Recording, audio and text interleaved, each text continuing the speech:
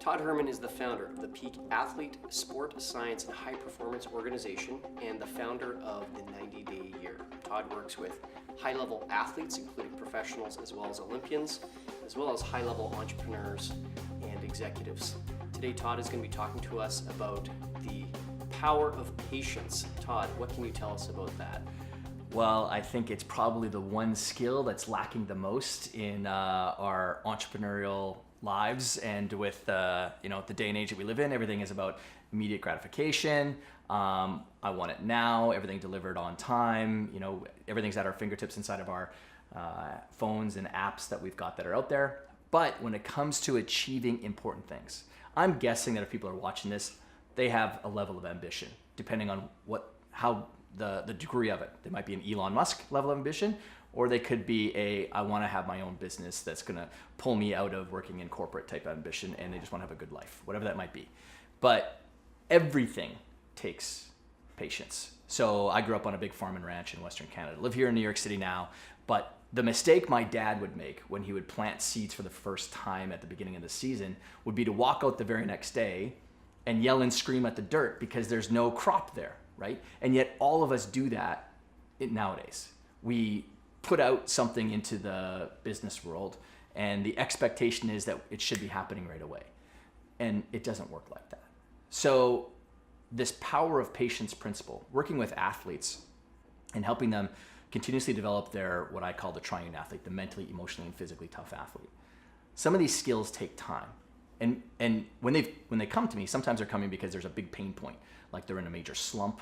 They have a major event that's coming up that's really critically important to them, and so they want to see a result happening right away. Now, I can give them strategies to get them an immediate result, but I want to play the long game with people as well. Now, don't get me wrong, like this is coming from the person who, impatience is probably like my worst quality as a human being, but I've learned to develop this skill, and it starts with actually I want to give people like a mental image of how they can really see this idea of the power of patience.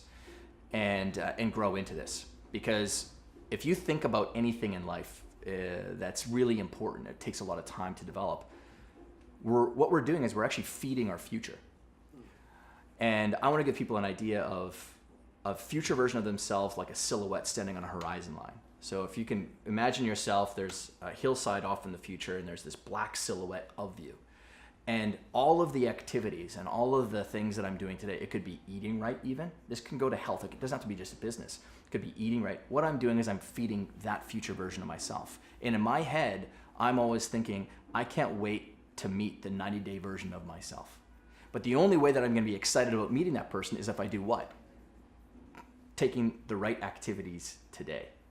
And so the power of patience is about being patient to meet that future version of yourself and allowing the results that you're doing today, the seeds that you're planting, to eventually come to a harvest. But if you're constantly playing this game of stepping into now that because at one point in time, you're going to meet that silhouette, and it's going to be today. Like, what were you doing 90 days ago?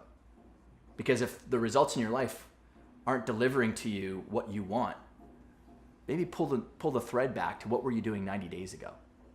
And, was I feeding my body the right foods? That has an effect. So that's really just this idea of patience. We all need to adopt it, but it's one of the most difficult things for people to develop. But if they can hold an image, because me as a high performance coach, we're not just trying to give people strategies, we want to get people to think differently too, and a picture helps with that too. One of the most terrifying quotes I've ever heard, and my mentor Keith Cunningham actually also shares the same fear for this quote, is hell is meeting the man I could have been. Yeah. So when we think about that, to me, that's a powerful visual when it comes to thinking about the longevity of life, be that years or longer away. Mm-hmm. I love how you're rounding out this idea to say, yes, that may be true for a year from now, but what about 90 days from now? Yeah. When you meet that future Todd, that future Tim, mm-hmm. will it be like meeting an old friend? Mm-hmm. Or will it be an experience that's very terrifying and disappointing? Yeah. And I think about that idea of delayed gratification. Yeah. And I'll tell you, as soon as you told me about this silhouette visual, mm-hmm. all of that battle sometimes that we face with delayed gratification, suddenly it felt like an exciting challenge to me. Yeah. So delayed gratification, there's a great study that was done by Stanford University back in the 1960s on delayed gratification and how it's called the marshmallow experiment. And they put a group of children into a room and they told the kids that, here's a marshmallow in front of you, but if you wait, we will give you another marshmallow. And some children waited. Some people waited longer and they got the extra marshmallow. Then what they did is they followed those children through many, many decades to see what was their life like because of this one principle of delayed gratification. And they found that the children who actually waited the longest before so that they got an extra marshmallow or before they even ate the marshmallow, their level of success in business life was at a degree far higher than those who just simply consumed the marshmallow right away. And there's been many other studies that have been done. I think it was the University of Rhode Island did one on just recently on how that plays out, and you can actually shape and shift and mold delayed gratification or developing that skill of delayed gratification. So this idea of patience then is all about delayed gratification and feeding that first future version of myself, because discipline and will is a hard thing for many people. Self-discipline is a hard thing. But you find that it affects spending, it affects savings, it affects financial wealth, it affects health, it affects relationships, all these kinds of things. And also just the emotional side of things. If you are a person who has a lot of impatience, you're typically operating at an emotional level that's always bordering on insanity.